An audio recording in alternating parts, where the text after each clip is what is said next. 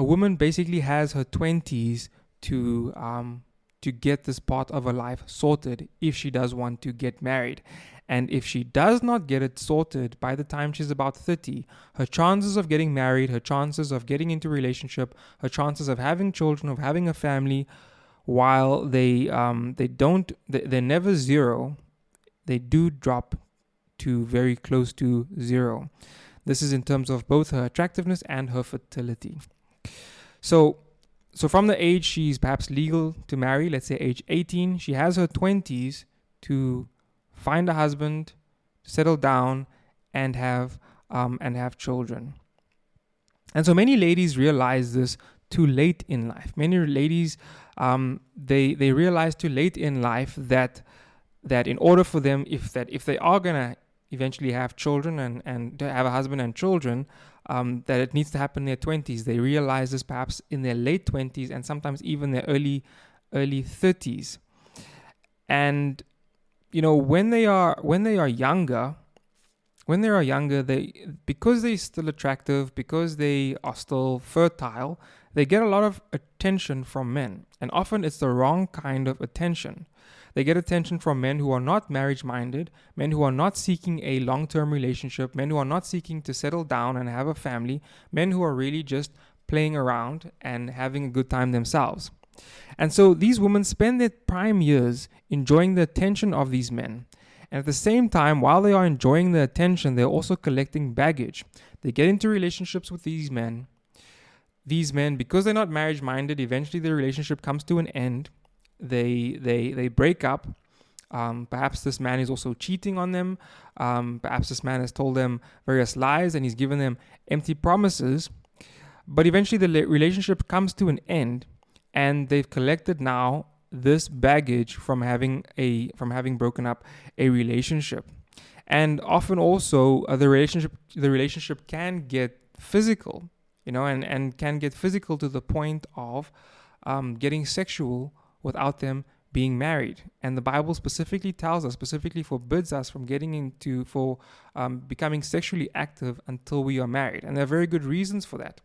And so the ladies tend to use their prime years enjoying the attention and collecting all this baggage, emotional baggage, physical baggage, until one day the attention just drops. They reach a certain age and the attention just drops. There's this mindset, or they often fail to realize that, yes, I'm getting attention now, but it doesn't mean I'm going to be having this attention for the rest of my life. Eventually the attention will stop, and it does happen. One day they find that they're not getting the same attention that they've been getting from men.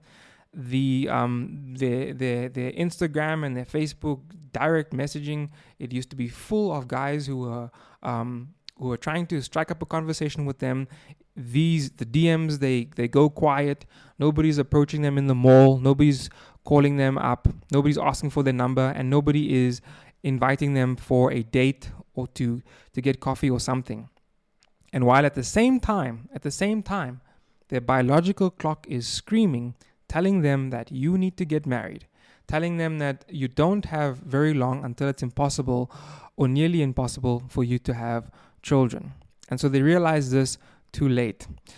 And what happens is, because they're older, because they have collected all this baggage from dating the wrong kind of men, they've become also less trusting of men, and so they just become very difficult or unlikely to be getting into a relationship. And the men now are looking at the younger women, the women who are more attractive, the women who are more happier, the women who are more easygoing, and the women who are baggage free. And again, at the same time that they've lost their attention, the same time that it's just not happening for them anymore, their biological clock is screaming, you need to get married. And this is a very unpleasant situation for any young lady to be in. And so the solution for this is that if you are a young lady, you need to become marriage-minded as soon as possible. And whenever you get attention from men, it's important to consider whether or not this is a potential person to get married to.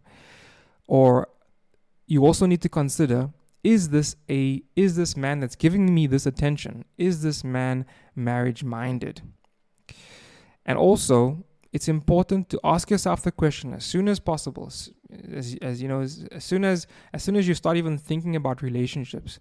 Ask yourself the question, what does it take to be a good wife? And learn those things. Learn what it takes to be a good wife. Learn what it takes to look after a husband, or to take care of children. Learn what it takes to look after a household. And if you do this, you are more likely to attract the right kind of men, the marriage-minded kind of men, when you are younger, rather than the men who are not marriage-minded. And if you attract the right kind of men when you're younger, the earlier you will find somebody who's willing to or is interested in actually marrying you. Titus 2 verse 4 to 5 says, admonish the young women to love their husbands, to love their children, to be discreet, chaste, homemakers, good, obedient to their own husbands, that the word of God may not be blasphemed. So again, become marriage-minded. The sooner you learn, the sooner you learn how to love your husband, to love your children, to be discreet, chaste, to be a homemaker, to be good, to be obedient to your husband, the sooner you can find somebody who's marriage-minded, find somebody who's interested in settling down with you, and the sooner you can get settled. And you'll be far happier than the girls who frolic in the attention of all these boys who promise them the world, all these boys with their empty promises.